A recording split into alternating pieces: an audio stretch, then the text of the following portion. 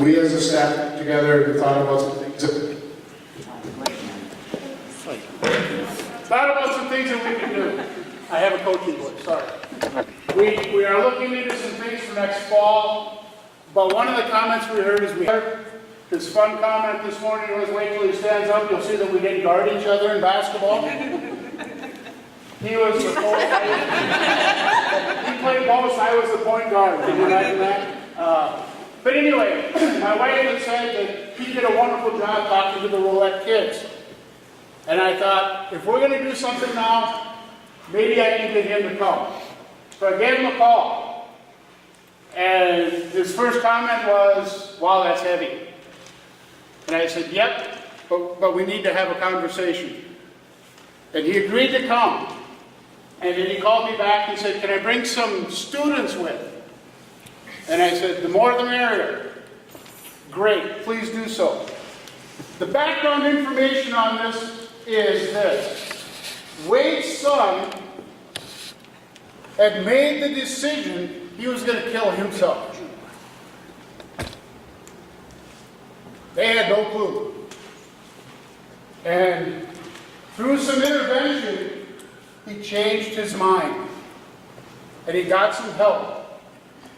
And he'll tell you that story. This kid went and got some therapy. And one of the, they had to do a project, he says, and one of the projects he did is he wrote a book about it. And he's going to go over this book. The students are here because they started a YES initiative. Youth Ending Stigma. And so they want to talk to you. Their background is, they've had 2 suicides at their school in the last 2 years. They weren't students, they were custodians. It affects everybody, guys. And so I want them to talk to you. So you hear their stories. They know your story. I told them about what happened. So they've been there. They want to give you their thoughts, their quotes, their help. And help you understand some things. Some things we'll never know. It's the way it's going to be. But together, our hope is that we can overcome and hopefully, as they have it, and they're saying, end the stigma of what's going on. Your presenters today, Wade Grenier, he's the big guy.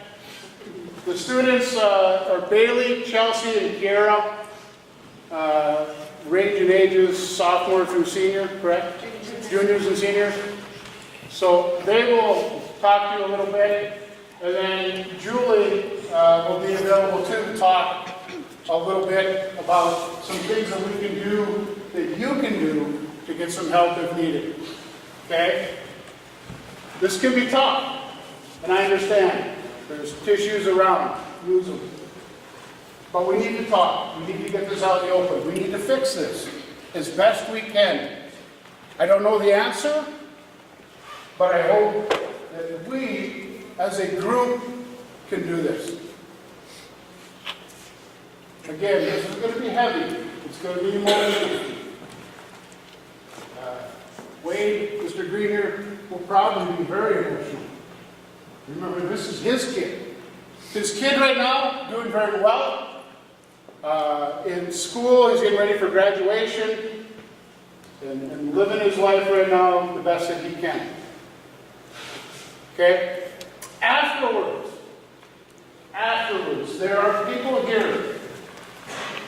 If you want to get together in a small group or individually, whatever, please do so. We'll have some rooms available where you can sit down and talk. Maybe you want to talk to these high school gals. Maybe you want to talk to the counselors that are around. Maybe you want to talk to, there's some people from the Ministers Association here. Maybe you just want to talk to us. Maybe you just want to talk to each other. Whatever the case is, please do so. Maybe you don't want to say anything. That's okay. Maybe you just want to go back to class and move forward. That's all right too. Okay? With that, I'm going to turn it over to Mr. Grenier. Hopefully our microphone's working. Mr. Baumgarten, Okay. that table is not fully, I just don't want it to, Don't want it to be crashing down. no. All right, Okay? okay. So with that, I'm going to turn it over to them, and we'll go from there.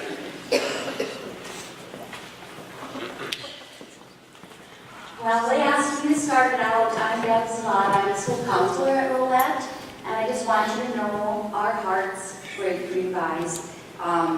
We've been through this, not the exact same thing, because, you know, I wasn't a student, and I know how hard it is. I personally lost a 17-year-old niece to suicide, and I know how a person's in shock right away, and it's just horrible. It's really, really hard, but I know personally too that things can get better, and they will get better for all of you guys. And I was, whenever we started out our mental health day last Wednesday at Rolette, I mentioned there's a song that I've been listening to lately, and a couple of the lines are, it's okay to not be okay.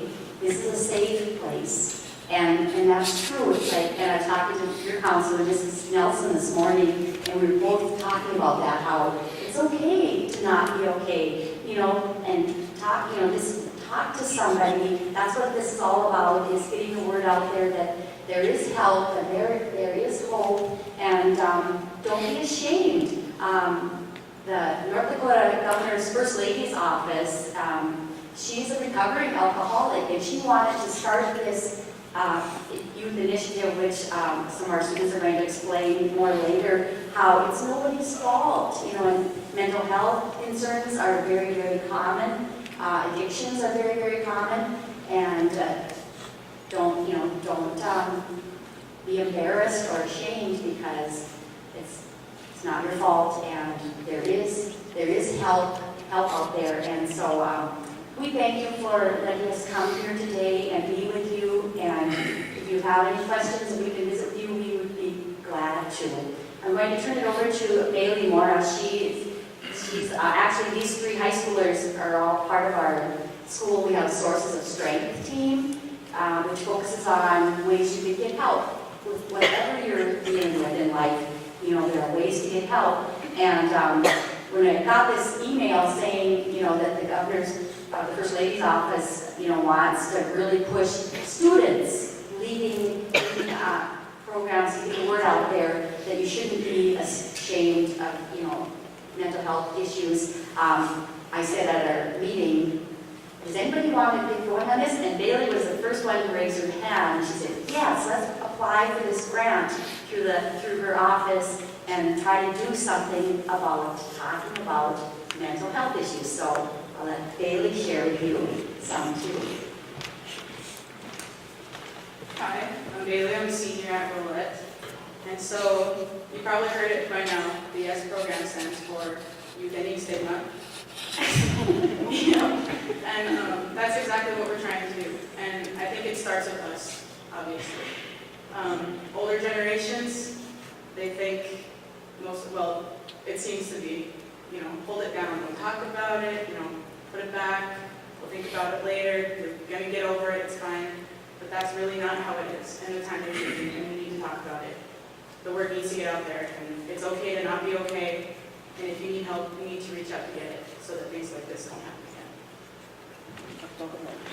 again. Okay, so I like explaining it like this because it makes a lot more sense to people, I think. So, say you come to school with a broken arm. People are going to notice, right? You have a cast, you're like, yeah, I broke my arm. But if somebody's suffering with depression, you can't see that, and they're not going to want to talk about it. But we need to get them on the same level, because it's just as important. Physical injuries and mental injuries are just equally important. So that's what we're trying to get across with this program.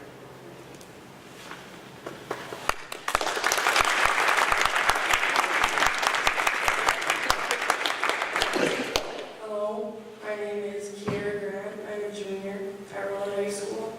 One of the main things that I want to point out is that in situations like this, the most most common feeling is like feeling of that it was your fault.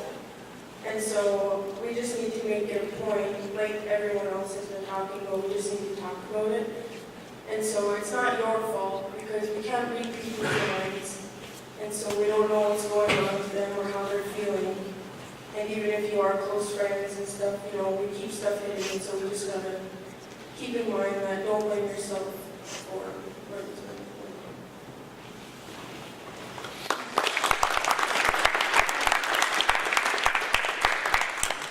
Hi, my name is Wade Grenier, and first I'd like to say thank you for having us.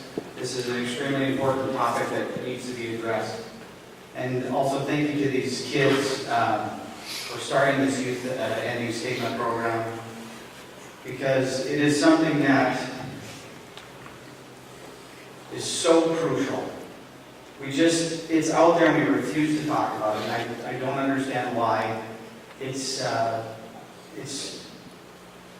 just stigma. I mean, that's the definition of stigma. It's something that we refuse to talk about. And some of the things they've said, the guilt feelings, those are so prominent right now. And one of the parents shared with me that the young man had talked about it, and the friends never said anything. And so they carry that burden, and unfortunately, there's nothing you could have done but just learn from this. If you hear something, if you see something, say something. I would rather have you say something to a teacher, to their parents, and have that friend be mad at you and possibly lose him as a friend and save their life. If you could say something that would help that person, please do. I'm coming to you today not as an expert. I'm nowhere near an expert. I'm a parent and a parent only. I'm a dad. I'd like to think I'm an okay dad, but I'm probably not the best dad. But that's what I'm here to talk about. My son, Connor, 2 years ago, this is part of that stigma. I haven't talked about this in 2 years. These kids asked me to tell my son's story because he decided to talk about it. He wanted to help others get through the issues of depression that he went through. And these kids asked if I would help tell that story. And it wasn't easy, and it's been a hard little battle, but I can only empathize with you with the feelings you're feeling. My son, 2 years ago, was just your typical teenage kid. He was funny, he joked a lot, carried a lot on his shoulders. He always thought, God, I'm not fast enough, I'm not tall enough, I'm not good looking. He always had those things, and we try to encourage him. You're all of those things and more. But for some reason, it just didn't seem to take. And he'd go through life, the name of his book is Smile. He would always have a smile on his face. And then at one point, he got really down, and we noticed something wasn't right. So we asked him, is everything okay? Are you all right? And he's like, yeah, I'm fine. And he just had that smile on his face. And we kept asking him, is everything okay? You seem a little bit down. And he said, yeah, I'm fine. Everything's fine. And time went on. Almost a full week of this happened. And then we had a tragedy at our school, a suicide. And again, nobody talked about it. It just kind of was put under the table. And then my son came downstairs and was just shaking. He completely, we couldn't stop him from shaking. We asked him, what's wrong? Well, it turned out he hadn't hardly eaten anything in a week. Because he got to the point that he felt so down on himself that he didn't think he even deserved food. So he hadn't been eating. This is the guilt part. We're his parents. We sit with him at supper. How could we not see that he wasn't eating? busy. He's a 15-year-old kid. You assume he's eating. He hadn't hardly slept. And he explained that he's been considering hurting himself. And that's all we knew. We thought, okay, he's considering hurting himself. And we're like, oh my God, this can't be. Something has to happen. So my wife, the saintly woman she is, she got on the phone immediately. She called Deb Zavada, our school counselor. We called our doctor. He got him on medication immediately. We got him into therapy with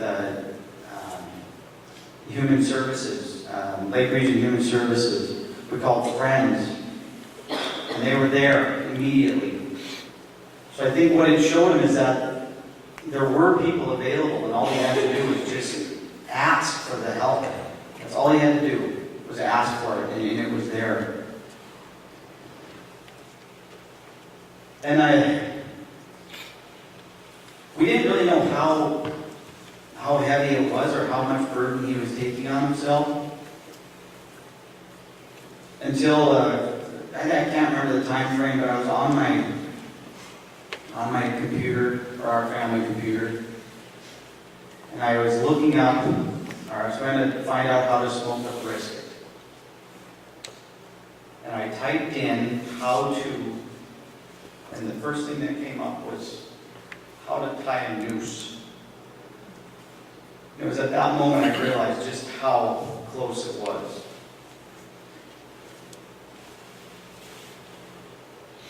And we got him into therapy. He was on medication. And he worked through it. It was a great thing that happened. And this is a very strange thing, but the fact that he didn't do it, you feel guilt sometimes. I don't know how to explain this, but I almost feel, in a weird way, guilty as a parent. It doesn't make any sense. But the fact that he didn't do it makes us carry a weird burden. And how come we're fortunate enough? Because I know that people aren't always as fortunate. But the message we're trying to get out, it was the fact that he cried for help that helped him get through. And that was the key. Life is kind of messy. We realize that. Your lives are messy. But people do care about you. Tacos are messy. But everybody loves tacos. So just think of that. I mean, that's life can be messy, but we love you all the same. And we're there to help you. Connor, during this process, was introduced to a youth initiative high school in Wisconsin. We have a niece there. And he was still going through a lot of things, and he had decided he'd like to try his senior year at this alternative high school, if you will. It's a different mindset. They don't focus on the book so much, more about just the concepts of life. And one of the projects he had was to change the world. That's their concept. They have to do something that's going to make a difference. And so he decided to write this book. This book is called Smile. And during another part of the process is they have to give a presentation. And during his presentation, or before the presentation, he came and asked us, do you know what this is about? They had Connor come up and say, Dad, do you know what this is about, right, Mom, Dad? We're like, yeah, it's about your struggle with depression. And he goes, yeah, but I get into some pretty major details. Are you going to be okay with that? I'm like, yeah, we were there. We totally get it. And his instructor or mentor came up and said the same thing, you know, are you aware of what he's going to talk about? And we said, yeah, we know what he's going to talk about. He's going to talk about his depression. And he said, well, okay, well, just so you know. So he then went on to explain just how close we came. He had been feeling down just the weight of the world on himself. And got to the point that he felt like it was hopeless. And that's the unfortunate thing about suicide. And again, we can't explain this. They get to a point that there's just no hope for them. And he had gotten to that point, or reached that point. And he had decided that today was going to be the day that he was going to do it. And I'm a deer hunter, or I'm sorry, a gun hunter. I hunt pheasant. And there's this long lead, it's 20-foot lead.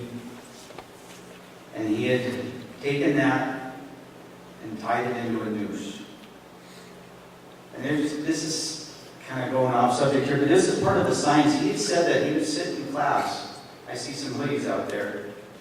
And he would practice on that hoodie string, tying a noose. And probably did it right in front of us, and we'd never seen anything. But anyway, he ties this noose. And he's made up his mind. I've got a hook out in our garage that I hang deer from. And he was going to go and hang himself. It was done. He was doing it. And when he got the rope in his hand with the noose in it, he opened the door. And my dog, who at the time was only one, heard the door open and thought that they were going for a walk. And she comes sliding around the corner, as only a puppy can do, wagging her tail and jumping up at him. And he was not in that frame of mind. He just wasn't. But he decided, okay, you stupid dog, I'll take you for a walk. And he hooked the noose onto her, or hooked the lead onto her, and started letting her out the door. And he gets to the other end, and he's holding onto a noose. And he has a realization that I can't hardly walk a dog around town with a noose in my hand. So he untied the noose. And thank God he never tied it again. Because at that moment, during that short 10-minute walk, it was just enough time for him to reflect on the things that mattered to him. It was that fleeting of a moment that 1 second earlier, my dog decided not to get up for some reason that time. That would be the end of it. And I can only imagine what people go through, because it didn't happen for me. And every time I open my garage, I see sneakers. And it didn't happen. That's how heavy it is. So, to the individuals that it's affected out there, I feel for you. My empathy is there. I can only imagine what you're going through. So again, what I'm going to share is his story that he wrote. And I just want to tell you guys, we're not here to try and solve this situation, because we have no clue how to solve it. The only thing we can think of is talking about it, and that's what we're trying to do. My son wrote this book because he wanted to tell his story. He wants people to know that it's okay to be not okay. It's not okay to not ask for help. Just remember that. Start with a friend. Parents, we sent our kid to a different high school, and we get hit hard by that. People are like, how did you let your kid go his senior year? How did you do that? And I know there's parents out there. And kids, you need to hear this too. We would do anything for you. We would stop a train. If my kid wanted to go to school on the planet Mars, I'd build a flipping rocket and get him there. If it would help him. So just know that your parents love you and care about you so much, they would do anything for you.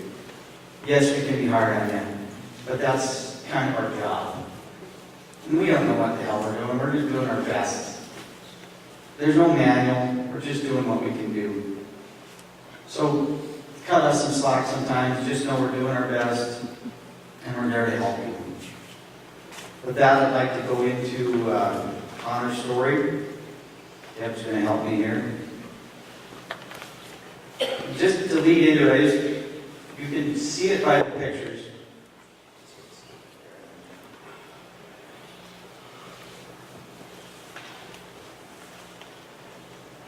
How he told us about depression is it starts small, something minor, and it just grows and grows, almost like an entity. If you've seen the movie Venom, it reminds me of that a little bit, how he explained it, how it just overpowers him and just takes over. And that's what his story is about. It's called Smile.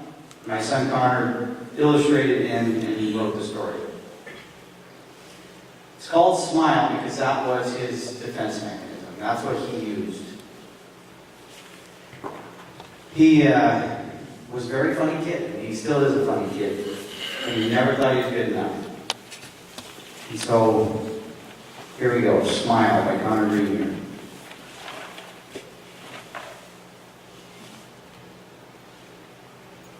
Go ahead, do the next one. Smile. Just keep smiling. Don't bother anyone. You don't want to disappoint them. They're counting on you to be happy. They're counting on you. But I'm not as good as they think I am. I'm not happy.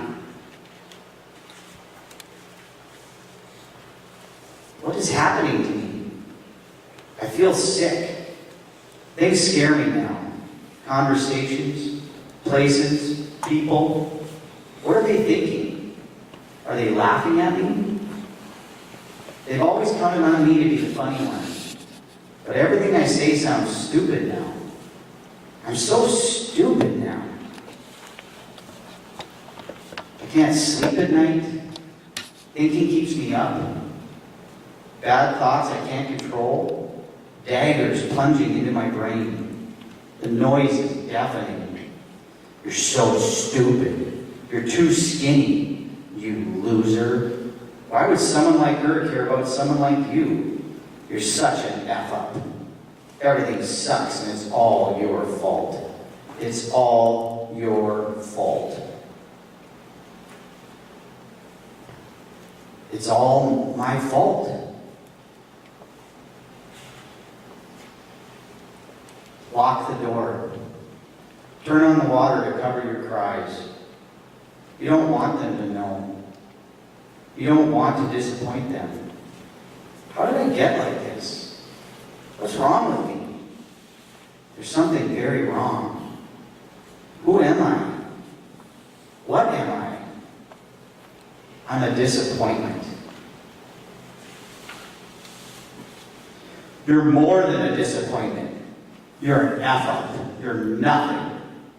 You should have never been born at all. You deserve to die.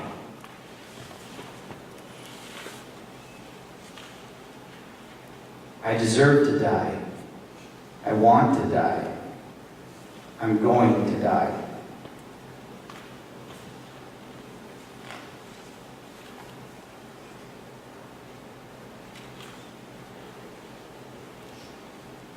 But wait.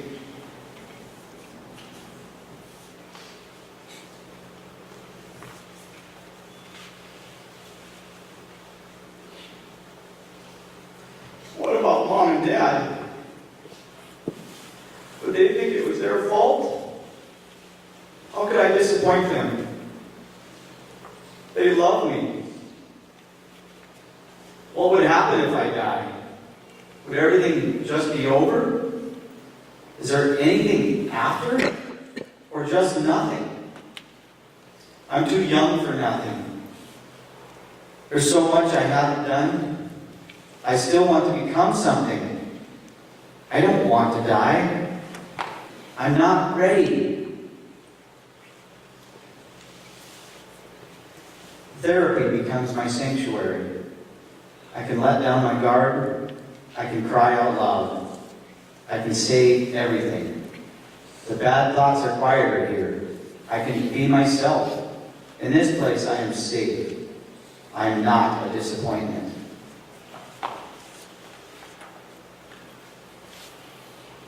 My mind begins to clear. It's getting easier. Not easy, but easier. I have ways to cope. Those thoughts were not my own. They came from something else, from something dark, like a demon. But I'm not the demon, and it is not me. It's much quieter now. Sometimes the demon gets loud, but that's okay. I know what to do. I can control my own thoughts. I can choose what to think. I feel like myself again.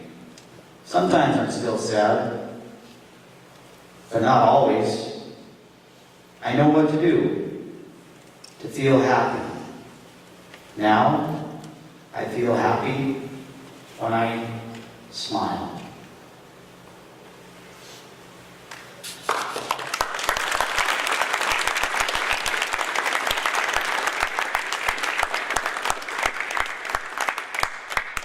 Thank you very much. That's my son's story. And he was the one that got me to talk about this. You guys got me up in front. But he wants people to know that it's okay to be not okay. He really does. And that he mentions the coping skills. These adults are here to help give you the tools to cope. You know, a lot of times people say, oh, I'm not feeling really good. Well, take care of it. Take care of yourself. Be better. But they're not giving you the tools to do that. If you need help, talk to your school counselor. Talk to your parents. If they don't know, they'll find the answer. They'll get somebody to help you. Like I said, your parents would do anything for you. They would move mountains. They literally would to help your cause. So just remember that. Thank you for having us come in here. Terribly sorry for your loss. It's horrible. But please, let's don't let it happen again. Talk about it. If you're having issues, mention it. Fix yourselves. Do something about it. Thank you. I'll pass it over to Julie.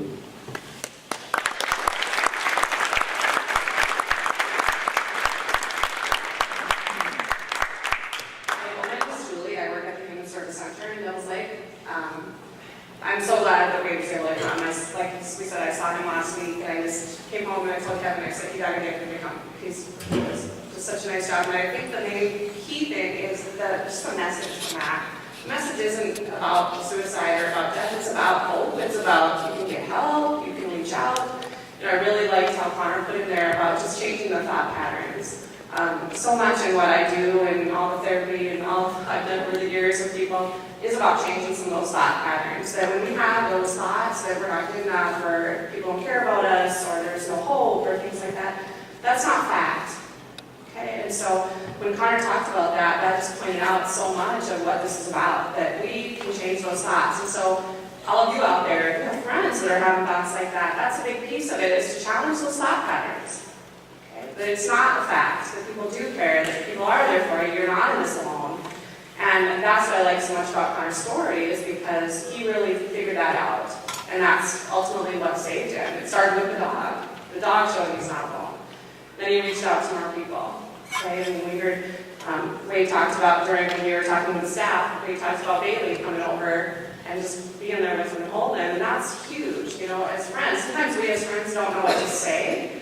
Sometimes you don't need to say anything. You can just be there. You can let them know that you're there to help, you're there to listen, to do whatever is needed. So I just want to really give that message. I did bring some handouts. I kind of just went through, there's so much information. There's really, really good resources in regards to suicide prevention and things like that, but about coping and dealing with loss and things like that.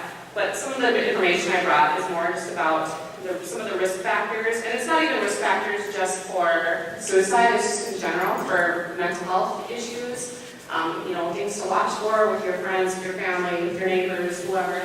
And on the other side of the sheet is protective factors, because so much of getting well and healing is learning about that you do have a lot of protective factors. And so I think it's just that awareness of what to kind of pay attention to, even for yourself. If you start to notice that, gosh, I'm starting to maybe withdraw a little bit, I'm starting to not enjoy the things I used to enjoy as much, that's your chance to reach out, to let someone know. So what I'll do is I'm not gonna necessarily read through these, I'll just leave some, maybe on both sides, so if people wanna grab them, they can. I think that, like I said, the main message here is just to let someone know if you're struggling, okay? Dealing with some of those feelings, again, even some of that guilt, we talked about some of the guilt as parents, or guilt as friends, or things like that. Again, that's not fact, okay? So when we start having those thoughts, it's the same kind of challenge to reframe those, like, hey, that's not fact. We did what we could, we did the best we could in that time period, and things happen.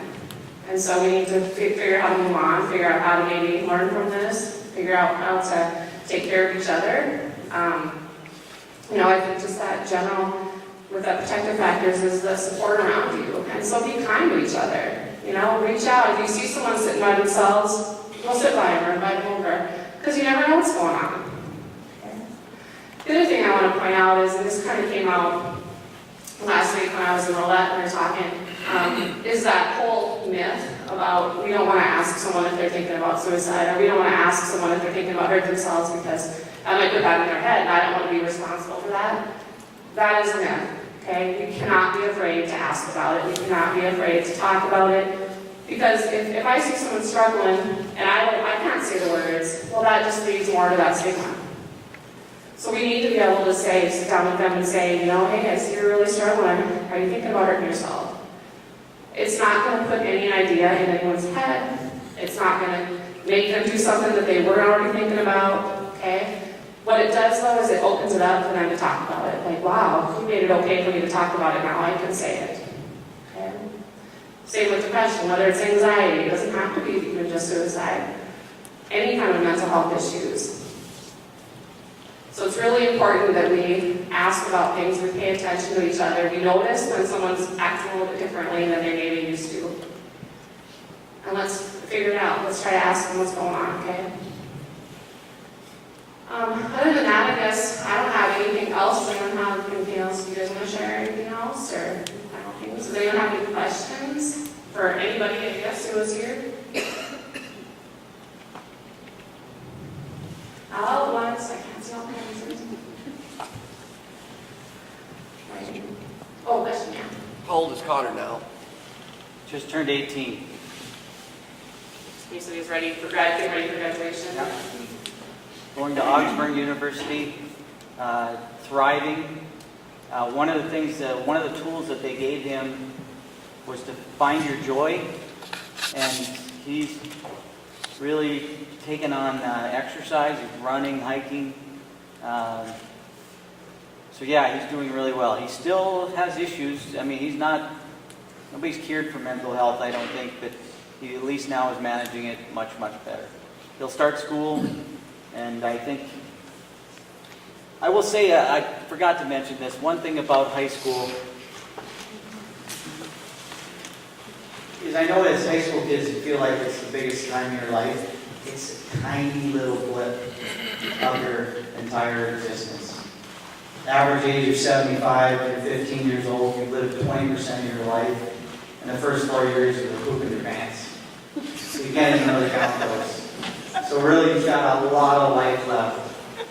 Just realize it's not the weight that it seems to be. If you feel a little awkward right now, if you feel a little out of place, no worries. You'll eventually move on to a bigger place. Maybe you go to college and you find your perfect niche. My son Connor, I would probably say, he's kind of geeky. He thought he was uncool, but in a weird way, he was like super cool. Didn't realize it. He's into LARPing. Anybody know what LARPing is? Live action role play. And I know on the outside you're just like, that is geeky. But he loves it. I mean, and it's a group of them doing it. If you're LARPing by yourself, that's a little different. But he was with groups of like 400 people, and they're having major battles, and he's just loving it. So just know that you can find what gives you joy and run with it. Any other questions?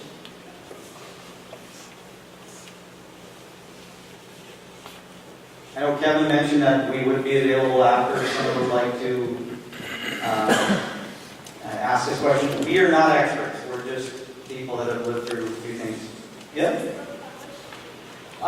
He, like a lot of teenagers, he's a procrastinator. He printed 50 of them, and he sold those 50, and all the proceeds went towards suicide prevention, and that's what he wants to continue. And I said, I'm fine with that, but we're going to start pulling the net costs up because it's getting kind of expensive for his parents. But that is the plan, is we'll have some more available, and I might make it.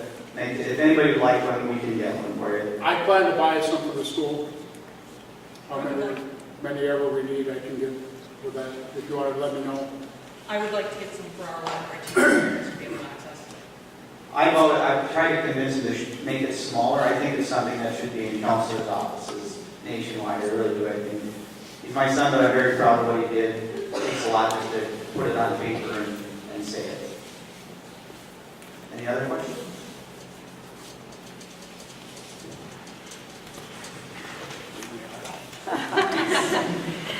I stole the ball from him a lot. Yeah, he's much better looking.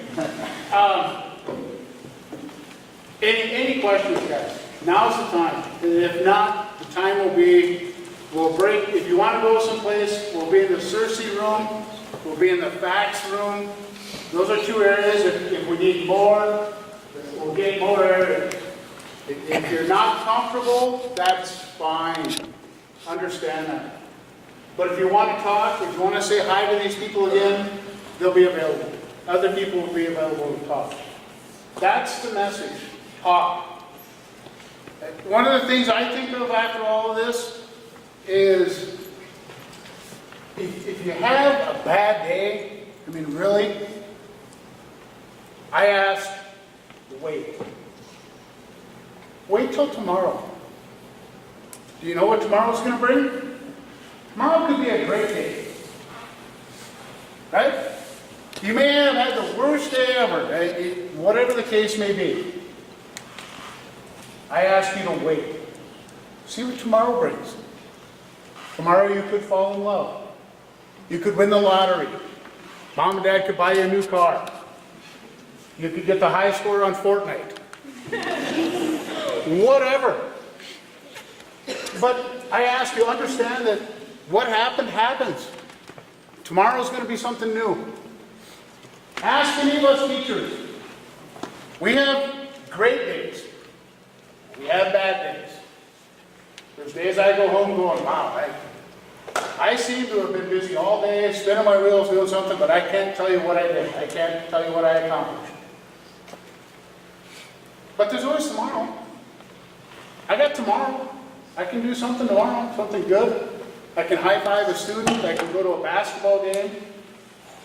I can watch a football game. I can go see baseball. I can go to the golf course, hit a little white ball into the water or into the trees, whatever the case may be. Take your wife to dinner.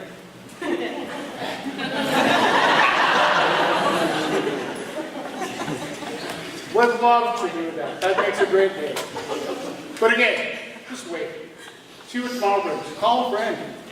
Set up an appointment. Set up a date. Go to a movie. Go to supper. Go eat lunch. Do something. Make the day better. I think that's one more thing I'd add to it. I think that's key too, is that sometimes when we talk about reaching out, it's not only in just talking, you know, it's a matter of, hey, let's go for a bike ride, let's go play ball, let's go do something. It's that kind of stuff too, because that's important forms of support too. It isn't always just sitting across from you and telling me about your problems kind of thing, okay? Because that might not be comfortable for everybody. But it's just showing people that you care and you're trying to reach out and you're trying to connect with them. And that's just huge. I mean, I can't say enough about that. And I've seen a lot of that even in the last couple of weeks of kids doing that and just doing that kind of reaching out to each other. That's awesome that you guys have that. So keep doing that. And consider unplugging on occasion. Shut off the phone, shut off the Xbox. Just take some time for yourself and be with each other. That's a good thing too. He made a comment earlier to the staff. He said there's a bunch of feeds on the phone. Texting, typing, Twitter, TikTok, Facebook. Facebook, whatever. Get Xbox, Facebook, whatever. Get off and just do the big T of talk. It's funny, and I'm picking on my kids because I see them texting all the time. And you can be in the same room and still text each other. Good Lord, just hi, say hi. They made fun of me one morning because I was texting them from the basement up to the upstairs. Just go talk to them. You guys have an all new language that I don't understand. You type in little letters. You is now just you, instead of while you.